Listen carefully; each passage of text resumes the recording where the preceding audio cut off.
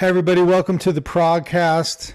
I'm Gregg Bendian, your host, and very happy this evening to be joined by one of my favorite musicians, someone that I've been following really since my teenage years, right around the time of Dregs of the Earth. And I've gone on to follow him throughout all of his various projects, Steve Morse Band, Kansas, Deep Purple, and he's back out on the road right now with the Dixie Dregs on a reunion tour. And I had the pleasure of hearing and seeing them last night at New York's Town Hall. Fantastic show. And we just want to welcome to the show Mr. Steve Morse. How are you, Steve? All right. Hello, everybody. I'm in a hotel room with a loud fan that I can't shut off sometimes. Okay. The air conditioning system. Well, hopefully you're comfortable at least. It's a nice hotel room. I mean, it's got a refrigerator and a little place, an extra sink in case you need to, I don't know what, cook food. You could buy frozen dinner and cook it in your hotel room. It's pretty cool. Yeah. Are you that kind of guy on the road, Steve? Are you a road dog? How are you on the road? Oh, it's all time driven. I rarely have time to go out to eat like everybody right now because it was just a travel day. It's like, hey, we're going out. You want to go? Well, no, I've got a lot of stuff to do, and I stay busy the whole time. I got to practice on, at least twice. Give myself a break and break it up into two practice sessions, and then there's dreaded emails. They take forever, and then there's other uh, busy work that has to be done, like quarterly stuff you have to account. It's just, there's lots of stuff. But anyway, just basic life means that sometimes you have to, when you're checking in, you have to buy a frozen dinner right there next to the check-in desk where they have the little market, Yeah. and that's it. That's your one chance to eat. So, what are you working on when you are having a practice regime on the road? Well, first thing is I work on the stuff that I screwed up last night. And that's a pretty long list. No, just any little thing that I felt like was difficult. I want to review and see if I can identify a way that I can strengthen that weak spot. And so something I constantly preach and tell myself is to practice the things that you can't do, that you have trouble doing. And the rest will come naturally, because I've been playing my whole life, but they're just the little things. And it's a lot of times it's the same old things over and over. Like for me, picking upwards, say on the D string, going downwards on the G string, or that kind of motion, that opposite motion and string skipping at the same time. And it aggravates my wrist, which is the big arthritis scene. So I have two different techniques I use, holding the pick with two fingers and a thumb and stiff wrist. Three different techniques, sorry. And then holding it with the thumb in a traditional grip with a stiff wrist. Then there's holding it with two fingers and a thumb and actually putting my hand down like the old days when I really, racked all the 50 years of 10,000 notes a day, the cartilage off those bones in my wrist. But I'd still do that for a few parts in the Dregs tunes. I just literally can't play the parts any other way. And then, of course, the finger picking, that's the fourth way. So there's a that's the start of the practice thing for me. And that's sort of a warm up is to get, you know, review a little bit if you practice your technique and everything every day, uh, you know, you get a lot more mileage out of reviewing difficult parts. If you only review difficult parts and don't practice your technique, well, then there's a chance your regular technique is going to start deteriorating. In my case, there's not a chance of it. There's a guarantee of it. So, so I have to do both. I have to do forensic analysis, fix, make up little exercises for strengthening the weak spots, and then just the usual scalar type, almost like slow cardio. The way somebody who was an athlete might spend 45 minutes on an exercise bike or something. They're not going somewhere, and they're not learning to race from it. They're just kind of conditioning themselves. So I do some conditioning stuff that's not necessarily that musical. So I have to do some musical stuff as a separate practice. And do you do do you have a workout routine for cardio or physical stuff? You mean for physical stuff? Yeah. Yeah, short, not enough cardio, and it's time. Time is my enemy. Time is what's been taken away. You know, I got all these hopes and dreams, and time just disappears from all of us, and it suddenly disappeared from my life and my wife. Time is beyond precious. So yeah, I don't spend a lot of time doing that, and I am sort of researching whether the benefit of doing that is worth the wear and tear. And I don't know. I'm getting different opinions from different people, and you know, oh boy, the experts are wrong on so many things. It makes it hard to navigate all these things. Like diet, exercise, stress. How do you balance all that stuff out? One good way to do it is to play music. Music really helps. It's a job. You work harder than you do in most jobs. Like just yesterday, it was 14 and a half hours from the time I got up, feet running till the time I, took my shoes off and said, oh, finally, I'm here. Back at the room. 14 and a half hours. But because it's music and music related, and some of that was after the show, talking to people, shaking hands and smiling and talking. It's not hard work, but it adds up to a lot of work. So, but the stress level, I think, is lower being a musician than if you were being a stockbroker or an air traffic controller. Hmm. But also, Steve, your music brings so much joy to people.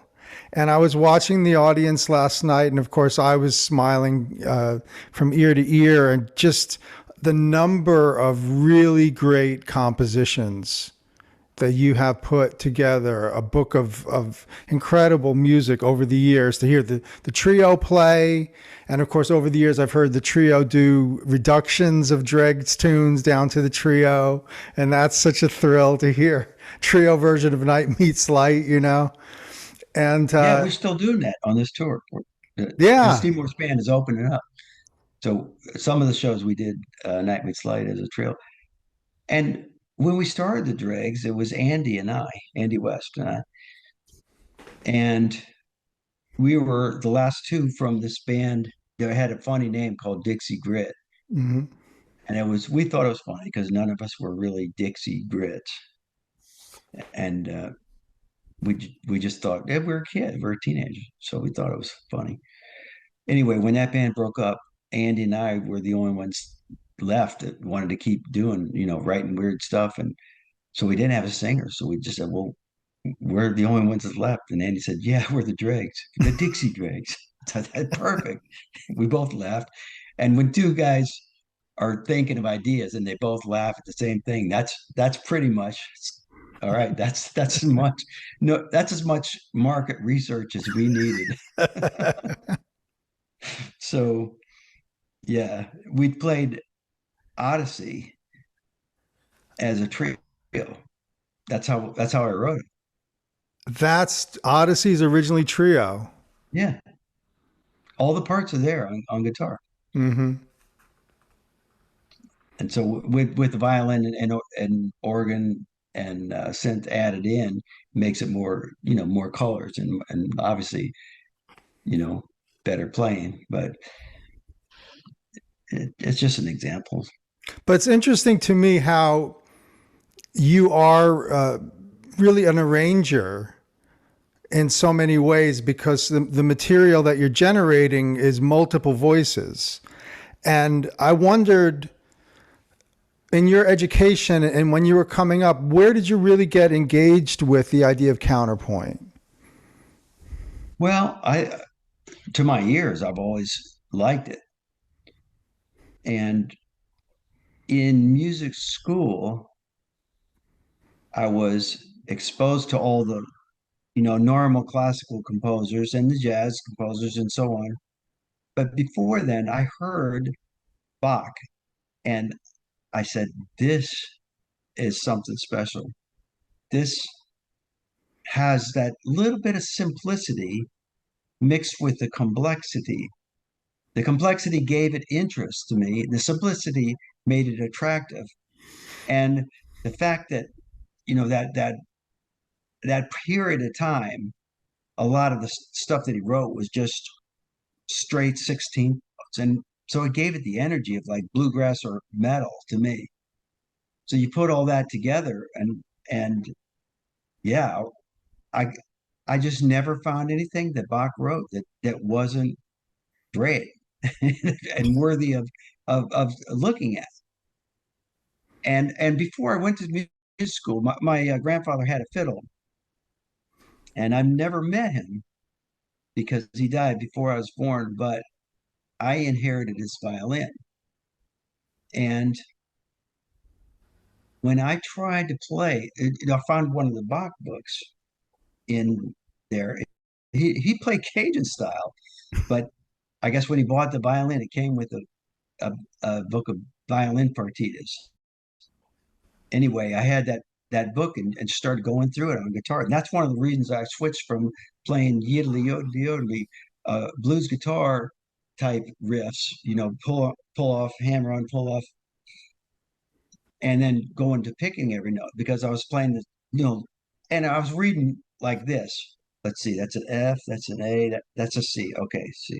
You know, Mm-hmm. like that's the speed I was reading, one note at a time.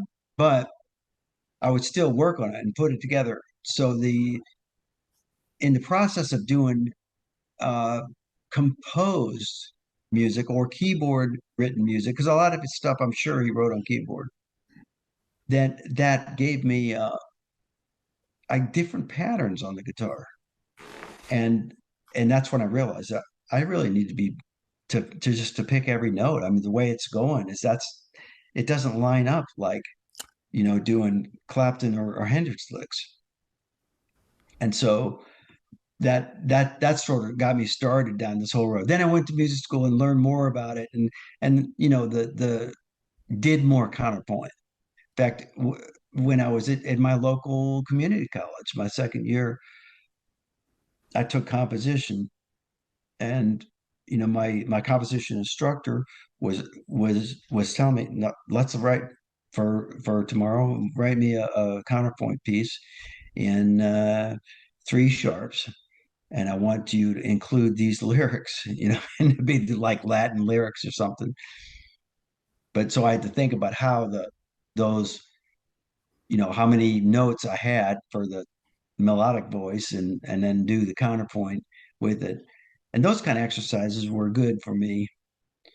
And anyway, I'd say it's still Bach basically wrote the textbook for counterpoint and but for ranging every style of music, you listen to it and say, why was that interesting? Why did that sound so good? And I said, oh, they had a very subtle doubling of the lead vocal right there. And it was done so well that you could barely even tell it, but it made it suddenly shimmer and stand out. Or in the case, like you listen to a Def Leppard tune and say, wow, that just sounds so amazing. Why does it sound so good? Well, because the vocals are part of the mix, not way up front, killing you. And the band's tiny and indistinct. They made the whole thing big, and so all these arranging ideas and mixing ideas and sonic ideas, I listen to it on everything. That's why I very rarely can just listen to music without stopping what I'm doing, because I'm always analyzing. And a lot of people say, well, what do you listen to all the time? So to me, listening is like, I guess it's like, you know, some people, going on vacation or something. I can't do it all the time, but when I do it, I like to immerse myself in it. And I do, I can't help it but to, you know, get analytical. It's in my nature. It's so interesting too that you made the comparison between bluegrass and Bach, because I wanted to speak to you about your experience of if you want to say Southern musical culture, and the importance of bluegrass and newgrass. And I know you worked with Grisman and some of those guys, and filter that into the Dregs writing too. Those some beautiful country pieces. Where's Dixie and Pride of the Farm. Those are just so much fun. Were you seriously in bluegrass bands for a while? Yes. Yeah.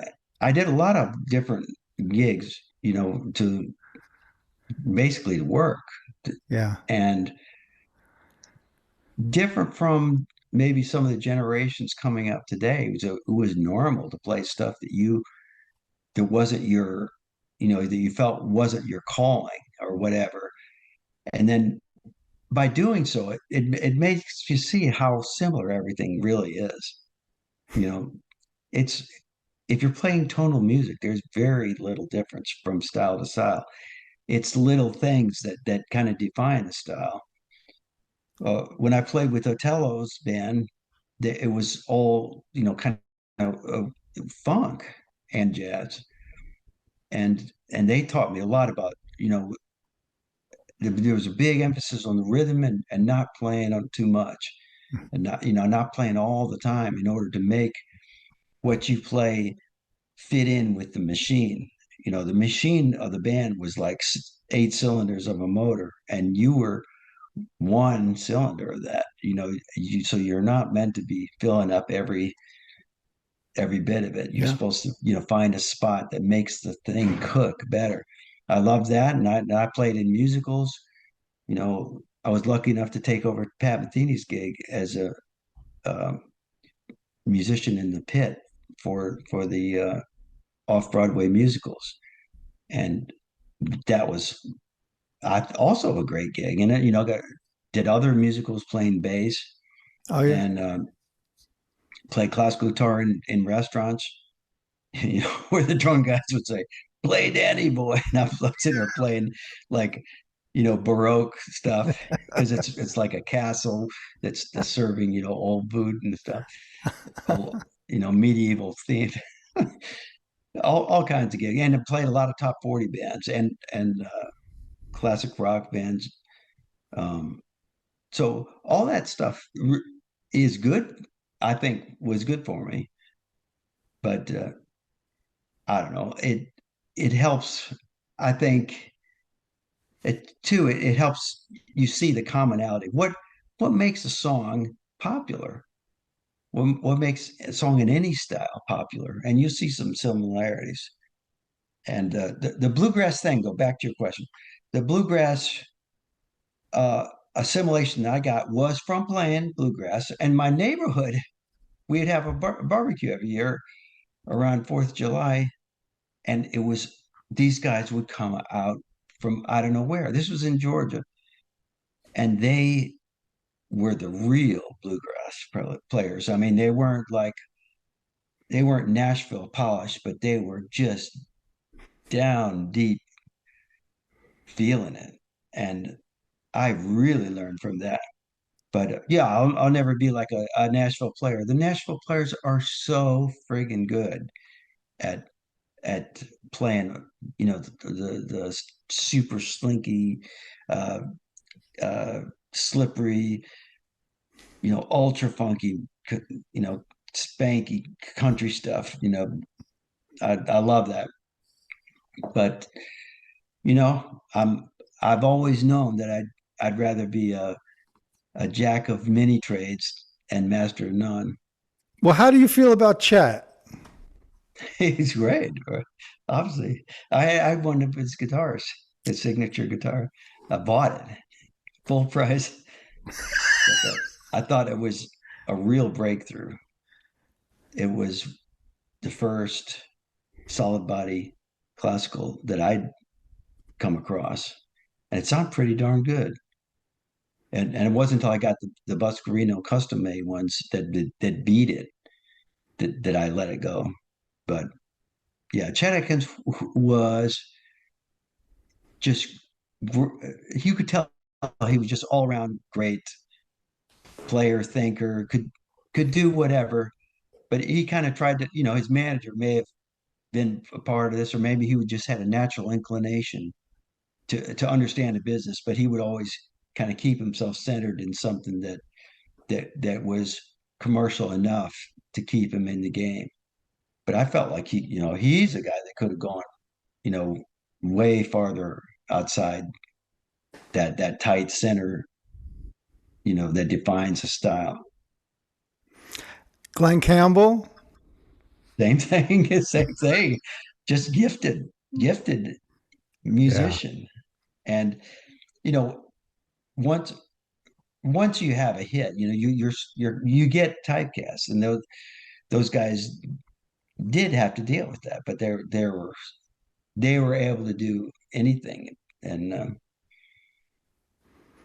uh, you remember Roy Clark too? I very well Yeah, remember from Hee Haw. Yeah. yeah. It's just another, just guy was like a monster. Motherfucker. Yeah, and they were dealing with TV and everything, and personalities, and image and vibe and all that stuff. But just tons of musical talent. You see, it's one of the best parts of my job is being able to rub elbows. Not that I literally rub elbows, but um, well, sometimes during COVID we did actually rub elbows instead of shaking hands. But just being around people that are very talented, it rubs off in a way that, in fact, that I tell people that's one of the best things about being in music school was seeing that the standard of what is okay, what is acceptable, and when you say that's good enough, and I was like in my late teens or like 16 or 17 when I started my college career. So I was like looking to other people to say when when is something good enough before you go on to the next thing, and judging myself by people around me, and luckily enough got to judge myself by watching people like Jocko or Pat Metheny and Hiram Bullock, and get to jam with these super high level players, Rod Morgenstein, and uh, that's probably the most beneficial thing. So socializing is a big part of networking and so forth is part of business, but I think paying attention, not socializing, not to party, but to pay attention, to see, even see how does this person act in real life, do, how do they handle things. And I love seeing people that I admire musically that turn out to really be good, uh be good with people, and to give them respect when there's no camera on them, when there's nobody watching but that person, and they're taking the time to address them and give them some advice, some encouragement, and so forth. And to me, that shows a bigger picture, not just somebody who's gifted and talented, but somebody who's really, got something good to give the world. And that makes a huge impression on me, and has always been a good role model influence for me. Well, and you've been such a great role model for us and the generation of players that came after you, Steve. And it takes me back to, you talk about Miami. What was your first run in with the Mahavishnu Orchestra like? They were playing outdoors at the common area between the dorms and the where they had the I would say dinners, but I'm not sure that word would apply. The food hall. How about that? Okay. And that was back in the days where the surly lunch ladies would have the ladle and just flop it down, just like in the prison movies. So I pretty much skipped that and just got the dregs of it. That were at the end, when they ran out of whatever they were serving, they would put out peanut butter and jelly and bread and stuff. And I always ate my peanut butter and jelly sandwiches. Anyway, I was going there and saw them setting up. Said, "Wow, that's really cool." But it looked like rain. It was in Miami, so it got rained out before it started. Then I heard the roadies saying, "We're going to move it into that hall over there," and it was our cafeteria. And it wasn't really a cafeteria; it was just a place where you lined up to get the stuff. I'm sure it's better now. This is back in the early 70s. We didn't even have air conditioning in our dorm back then. So it was a different time. So since I got the inside word that they were going to be there, I timed it just perfectly to where when they set up, I was right in front of the stage, and just everybody was sitting on the floor. So I just sat on the floor right in front of John McLaughlin, halfway between him and Jerry Goodman, and I could see Jan Hammer and Billy Cobham behind him. It was incredible, and I'd been kind of inundated with a sort of bebop jazz Hmm. influence that there was not a school in America that said, let, come to us for prog rock. This was in Right. 1970, that I applied and got in. It was, there's studio music and jazz and classical guitar. That's it. So the jazz meant bebop jazz. So I didn't fit in anywhere. I didn't know how, I wrote some little ditties for classical guitar, but I wasn't a classical guitar player. I was, so when I heard Mahavishnu, it was like, yes, yes, this is not rock, obviously, but it's Hmm. rock influenced, and it's powerful, it's mighty, but it's interesting, and it's jagged and convoluted and intricate enough to attract the jazz people as well. So I said, this is perfect. And so obviously, I got a lot of influence from John McLaughlin, and one of my friends today. I'm super glad about that. But it's such an interesting grouping of instruments because I've always found it fascinating that you've said this, that it's kind of like a chamber group, and that it's kind of like chamber rock or chamber fusion of some sort. Well, yeah, and I write differently than John did. And you do. So uh, more more from the sort of the classical and rock direction, less on the jazz side. But there is a lot of that mixed in. Like there's little bits of jazz and country mixed in. So one of the problems we had when we finally put out records was the record stores would say, "Where do we put this? Yeah. It's too jazz for rock. It's too rock for jazz. It's too country for classical, whatever. They couldn't. They just we ended up in miscellaneous D or Dixie Dregs. So, Wow. Well, it's funny to think that it stayed Dixie. That must have confused people because yeah. there's such a portion of what you're doing could be considered that, but the most of it as a whole is just considered an amalgam of things. Yes, and that's truly what we were going for was fusion. In fact, a lot of the direction that I saw for the band came from us playing for free in Miami and watching people walk by, strangers. Just we would play like in a park somewhere, and that was our gig. We'd play for 2 hours or one set or whatever, or buy it in front of a arts pavilion or something they had. And we had a friend that was a had some connections with the city, and he would arrange to pay us like $11, which was not a lot of money then, but it was something. And so, but even when we were playing for free, one time we played the Watermelon Festival, and I said, "Could we get a watermelon?" You know, and no, we don't, we can't do that. I was asking too much, so we played for free without the watermelon. And nobody You're such a thinks diva. I've ever been a great negotiator.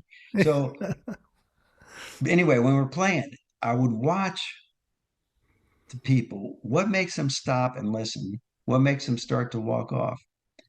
And so an, a form came to me of how many minutes that people can stand before they start to get bored, and more importantly, during those 3 to 4 minutes, are you going to have something that they can grab onto every once in a while? Like, when you're rock climbing, you got to have something solid you can depend on. And some things that are more risky, you can put a little bit of weight on, but it might slip. But you got to have some solid, uh, really good footholds or handholds somewhere. And so that shaped a lot of my writing and arranging from then on. Was we can take it out for a little while, but we got to get back. We got to get back to the something that your body feels. It's visceral, and um, it was easy for me to do that because I felt the same way as a listener. I don't want to hear the same thing over and over and over and over and over. And so, anyway, variety. I thought people can handle a lot more variety than the music business could. And that's been my conviction the whole time. Well, we grew up with variety. Yeah, exactly. The Atlanta Pop Festival was like Woodstock. At the Atlanta Pop Festival, one day we had like Janis Joplin, Hendrix, uh, Dave Brubeck Jazz Quintet, the Goose Creek Symphony playing, hillbilly jug band kind of Mm-hmm. music. Mm-hmm. Ravi Shankar playing Indian ragas. That level of you know changing the channel appealed greatly to me. Did you see Hendrix? Yeah, yeah, I saw him a few times. You did. Yeah, What was it like? I was not his early in his career. It was more when he'd beaten down a little bit by his own reputation and fame, and was people were like telling him what he had to be doing and what he should be doing. And so one show was really good, and the other one I felt like he was kind of being pushed into a to Like all the fulfill an tricks image and that stuff? wasn't him. No, no, it was like more like uh if I don't know how to describe it, but I felt like he was reacting more to the band that he was in then. It wasn't his trio, Band of Gypsies kind of thing. Oh, Band of Gypsies. Yeah, I liked his trio the best, and I thought that his innovative stuff was, that was him. The real adventurous, but super eclectic, super grounded. He was so grounded as a rhythm player before he did anything. And that's what makes everything he played so perfect. He didn't have to think about it. It was just like, of course, this is going to fit. And of course, this is going to be rhythmic and it's going to be functional. It's going to be soulful because that's what I've been doing for years. Right. Little Richard, Yes. Isley Brothers. Yeah. And lots of gigs. Lots of gigs. Yeah. Um, we recently lost Dickie Betts, and I heard you last night. You guys did a little bit of Jessica, and I thought that was so sweet. How important was Dickie and the Allman Brothers for you? Well, that was part of our musical set back in Miami in the early 1970s. Was again, I sort of pushed it on the guys, but I said this is music that people will like, and it was specifically the song Jessica, and we did some instrumental parts like Elizabeth Reed, uh, but Jessica specifically was an upbeat instrumental that was unlike anything else. You could say it's a little country, you could say it's more rock, you could say it's lots of different things. You could say it's folky, but it was it was distinctly Dickie Betts, writing. I love the Allman Brothers. I mean, we I moved to Georgia when I was I think it was 1967, something like that. So they were a big feature. You know, Everybody looked forward to going to Atlanta to see the Allman Brothers. Did you have any contact with Dwayne?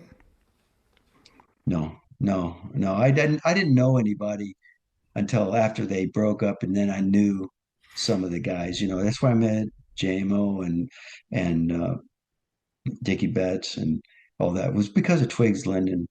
He was one of their head road techs, and he took an interest in the Dregs thanks to Chuck Leavell, and of course Chuck Leavell. The keyboard player who's been playing with the Stones as their musical director for decades and decades and decades. But he was really instrumental in getting us the deal with that Capricorn to where we could put out records, you know, with a company that really liked us. It's so So interesting that Capricorn was that open, and that the table, it was a big table in a way. It was a bigger tent.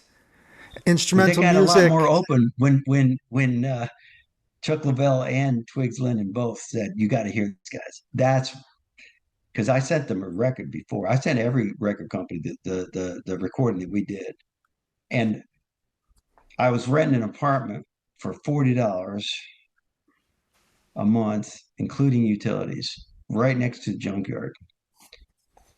And on the wall, I just taped up the rejection letters, and pretty soon the whole wall was covered with rejection letters. And I looked at them and to sort of give me inspiration, because a lot of them said, "We feel like your music doesn't really suit our direction," and they would send the album back, but I paid 2 cents extra to have them shrink wrapped, and they would send them back with the shrink wrapped intact and telling me that the music wasn't suitable. So I said, I don't think we should give up.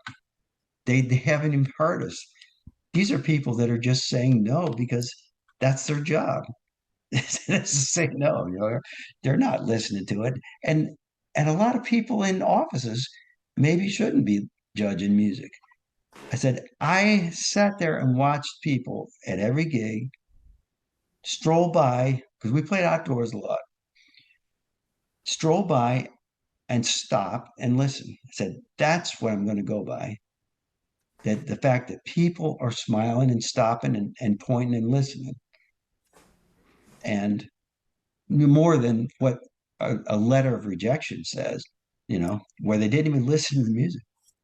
So yeah, you're right. It was a very wide table that Capricorn set, but I got to thank Chuck Lavelle and Twigs Linden for making that big recommendation. That's fantastic. Yeah, because honestly, to us, you guys are iconic now.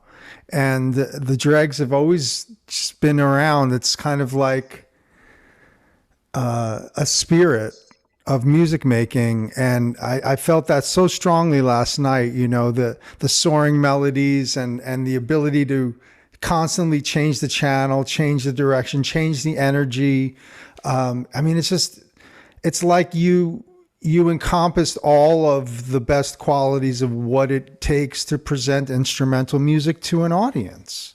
Yeah, well, thank God for the guys that we get. We had just wonderful people who were dedicated and who saw the potential too, because they not only saw it, they felt it. They were a big part of the chemistry that kept us going. It having a band is like, can you imagine assembling a team of comedy writers?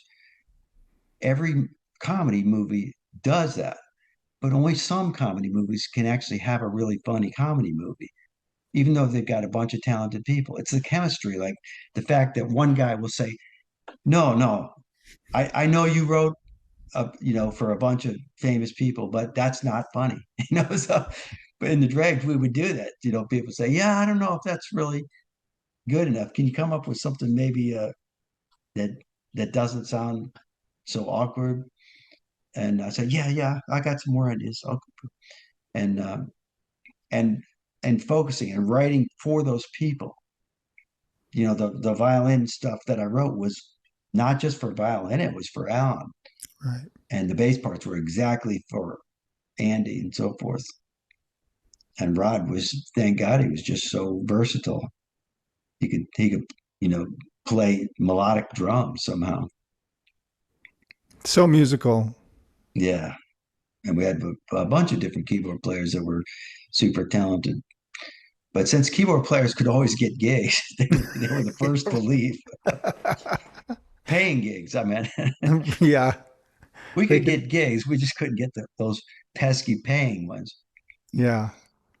But you guys were always get in the van, right? I mean, you were like, "Let's go. We're going to play," and we're never not going to play, right? Yeah, it wasn't really a van. It was a station wagon, a series of station wagons that I owned, and um, yeah, started with a little 4x8 or 4x6 trailer that I had in Miami, chained to a tree at the condo where we stayed as a senior. And the condo association was always after me to, you got to move that thing. So I'd move it to a different part of the complex until they Mhm. could play. But that was our gigging uh, thing. And I drove the station wagon with a gigantic engine in it, to carry everybody and all the equipment.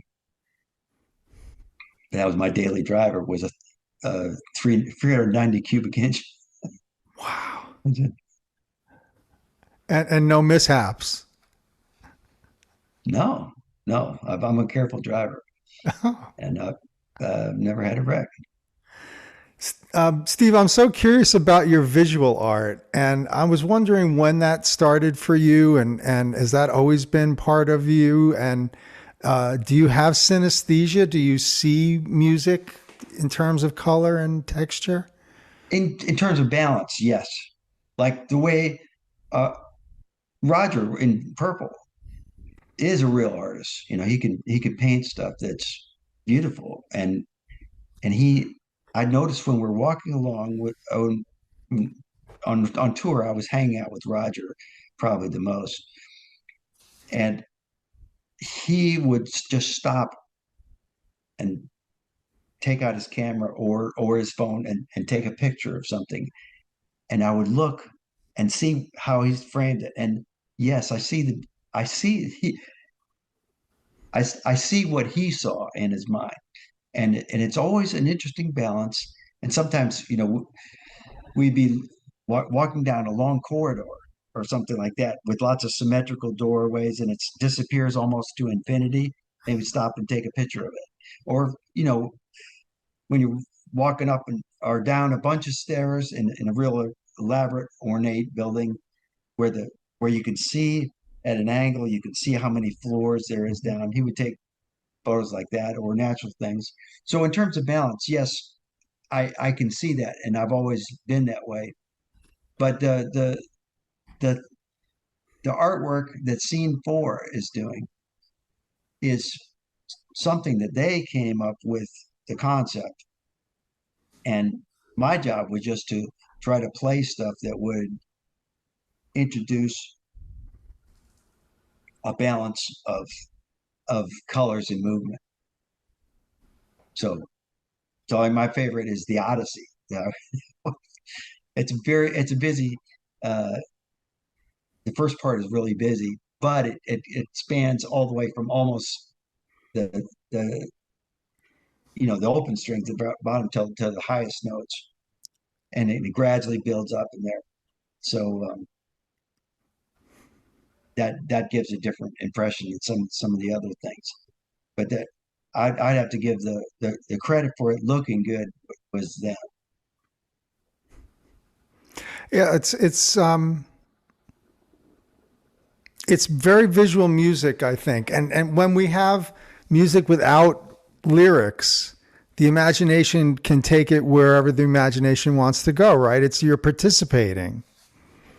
That's the appeal that I saw as a teenager to become a composer was I I liked classical music, but it wasn't until I heard Wendy Carlos, then Walter, but uh, she was one of the first transgender people I even knew of. But to listen to her renditions and arrangements and performances and sonic choices on the Moog synthesizer of these pieces and just carefully curating the tempo of the sound, the amount of reverb, everything to make it that ear candy sort of Yeah. quality that we're used to with rock and pop. You know, like like the Beach Boys sound so great when they do harmony, and whether it's one of my favorite songs or not, it just sounds great. And but this stuff, the classical music done with modern sounds, sounded unbelievable to me. I said this this covers everything. There's no more you can do than to try to equal this someday. So that was huge for me. And I didn't feel like I thought that the whole song format was a different sort of thing. And it wasn't until I heard yes that I said, well, you know what? Actually, the two can coexist.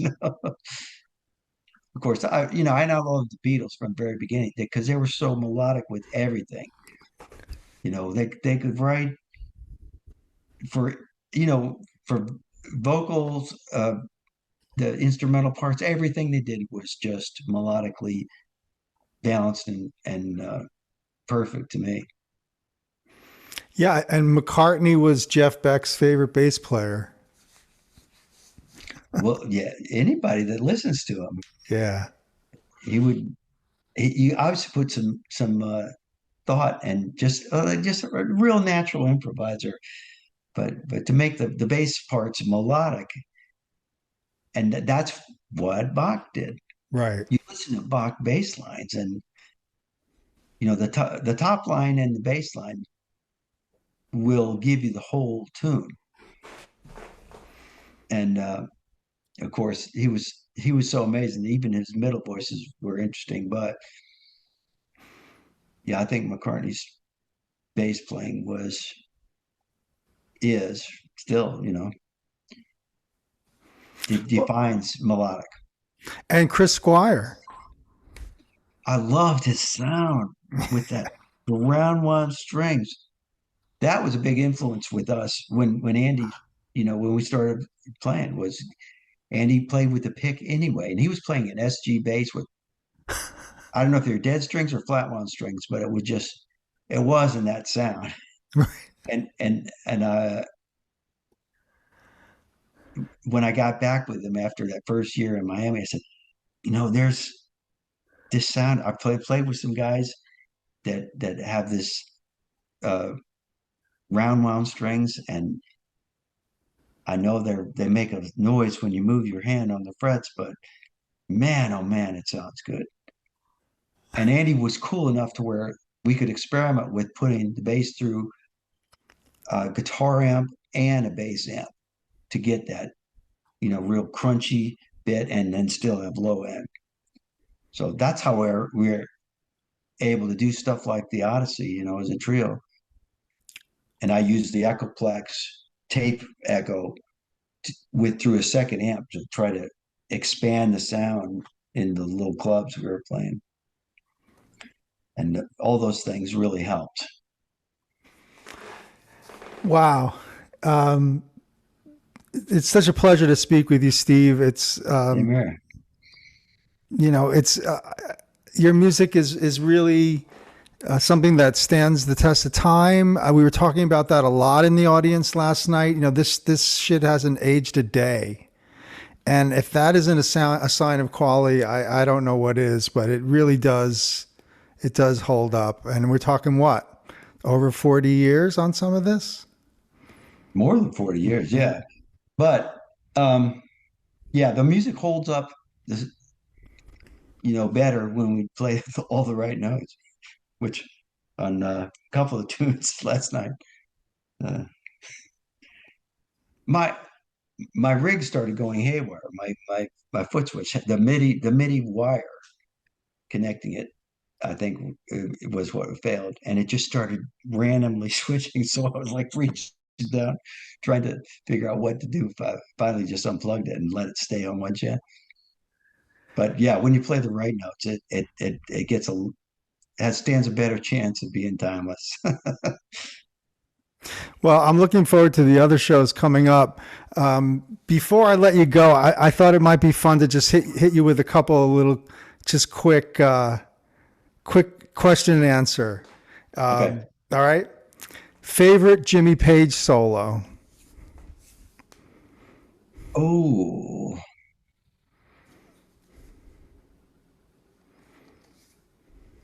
uh, for different reasons, I like different ones of them. Since I've been loving you, there was one part where he played over the four minor chord. Mm-hmm.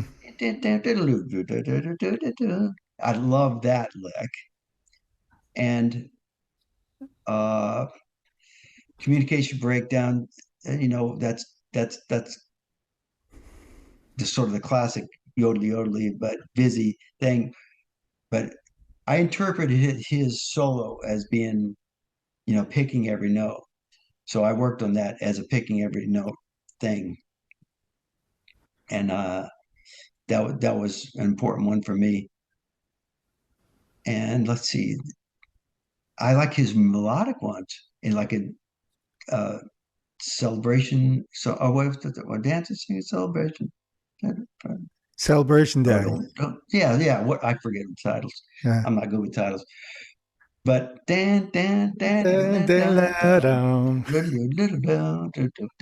Yeah, yeah. that's just like a horn line, It's and he's such a good arranger, producer, and an idea guy. So yeah, okay. Yeah. That was you asked for one, I gave you three. That's typical of me. Okay. Overdo it. Well, do you have a favorite Jimmy Page composition? Wow. Okay.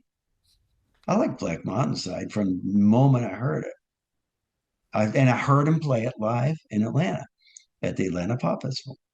Wow. So that was that really that really appealed to me. I said, this guy's sitting down and playing this on like I don't couldn't see. I was too far away to see it, but it looked like a Rickenbacker or something, you know, either electric or semi-acoustic. And I thought this is really cool. I mean, who does that? That's great. Okay. Favorite recollection of Allan Holdsworth? The tour we did together. He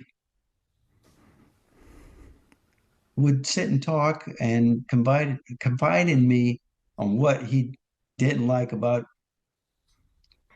the performance or did like. And just like I was saying, I remember the two songs where I had to stoop down and try it and stop the thing that was messing up. And it was a total of about 10 seconds, maybe. But to me, that was like my recollection that I'm talking about, in an interview, instead of saying it was actually a great gig. Right. So, but he wouldn't see the good stuff, and I was trying to pep talk him and tell him, no, Alan, man, that was a fantastic gig. You have no idea how great you played, and he did. But we stayed overnight in Houston when a hurricane came over us and drove the next day up to Dallas. I was driving the truck, the big truck with Holdsworth's equipment and my trio.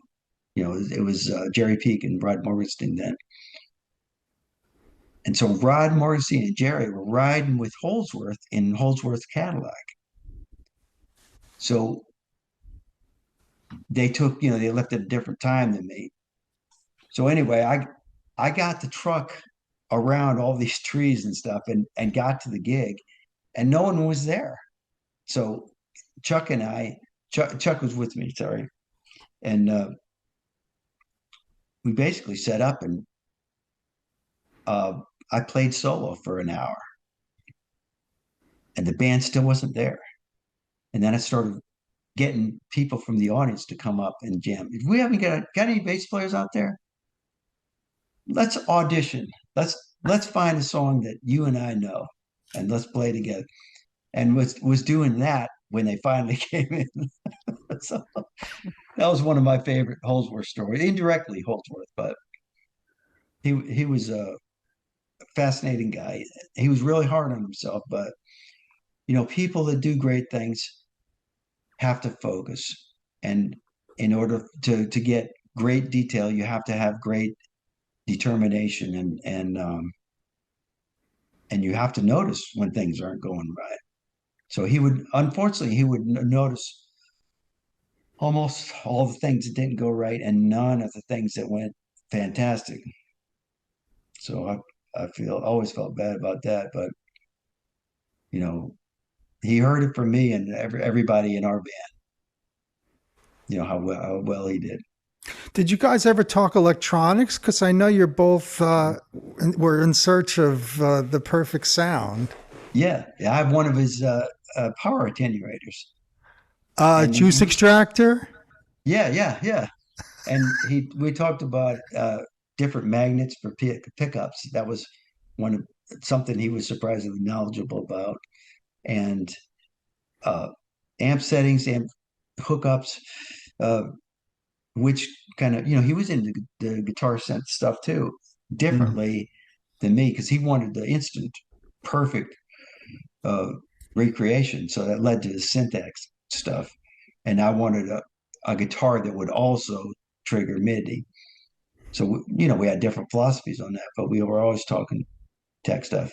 With detail-oriented, nerdy people, I can go very deep into whatever rabbit hole of discussion they want to start. Yeah. Well, you have so many areas. Are you still piloting? Yeah. Um, I've I've had some kind of plane.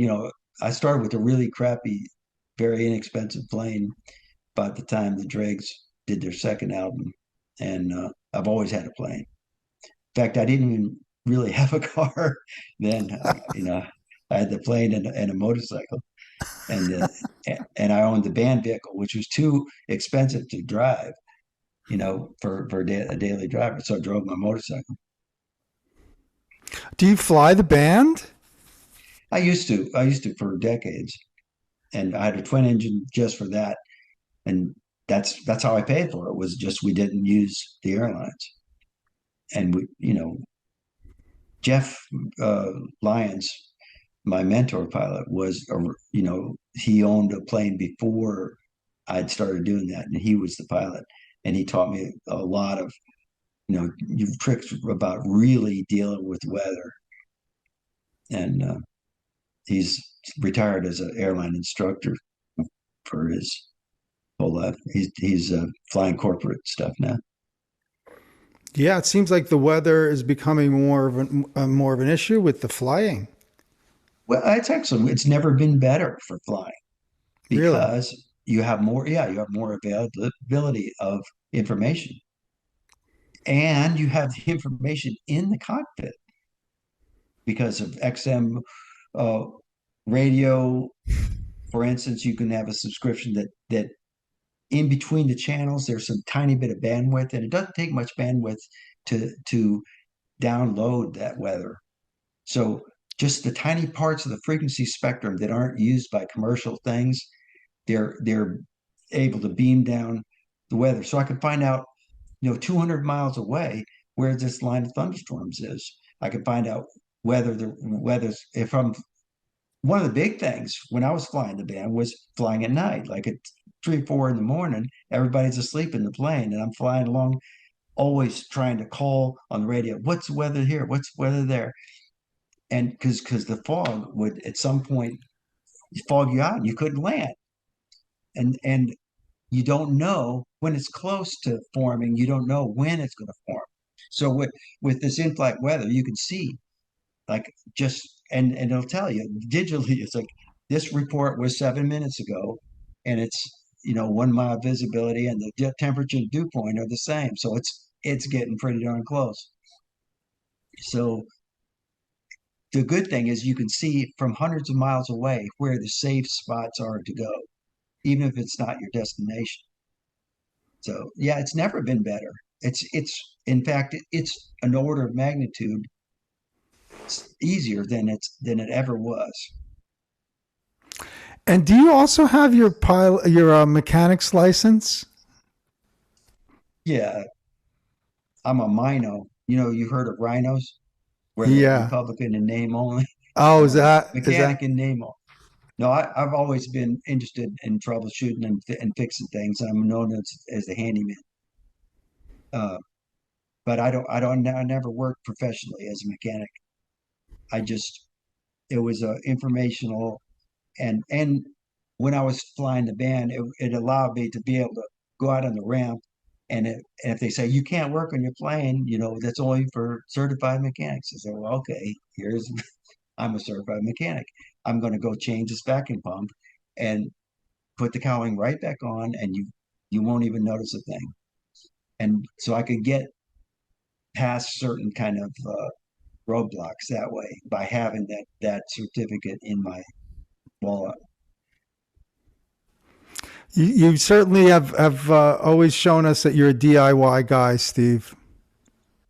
Hey, and we have to be in whatever you do. If you're going to explore all the possibilities, you have to think of things that haven't been done. You have to think of combinations and MacGyver yourself out of situations.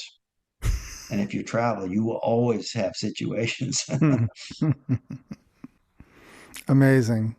Well, the Dregs have a number of shows that are still coming up on the tour.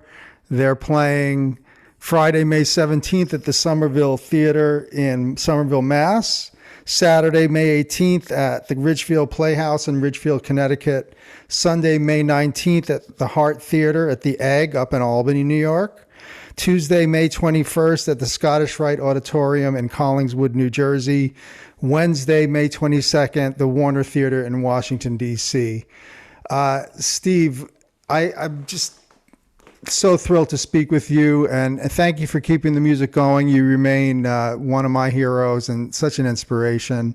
I'm going to come to some more shows. Thanks for everything you've done, and appreciate you helping, I guess just spread the word and giving musicians a voice. Well, you've always been really kind to us, and I have very fond memories of opening for the Dregs at BB King's that night. And you guys did great. You did great. Well, it was funny because TJ, TJ said y'all can't play Dance of Maya because we're playing it, and we said okay, we're not going to play it, and then it was just so cool because you said, well, you're going to hear a lot of notes tonight because we're playing Mahavishnu. You got a Mahavishnu cover band. And it was such a great vibe, and I thank you for that. It's one of my fondest memories. I think it was Celestial Terrestrial Commuters that we were playing. You did both. I've seen you do both. Well, I know I've seen you. First it was Dance of Mine, and then later you did CTC. Oh, okay. I thought maybe Meeting of the Spirits. Yeah. Yeah. See, I'm bad with titles. Yeah. Is that your favorite Mahavishnu, the original Meeting of the Spirits? Yeah. Yeah. And I transcribed it a little wrong, which Jerry Goodman can never stop reminding me of.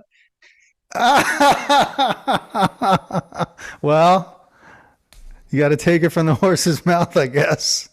Yeah. Right? What do you know? You just recorded it and played it, at a bunch of gigs. Yeah. Well, once again, thank you, Steve Morse. Looking forward to the upcoming shows. This has been Gregg Bendian on the ProgCast, and please like, subscribe, hit us on Patreon, and we will keep having all the best cats and all the best creators on the show. Thank you, Steve. Thank you, everybody, for listening. Thank you, everybody, for watching and listening and supporting. Bye.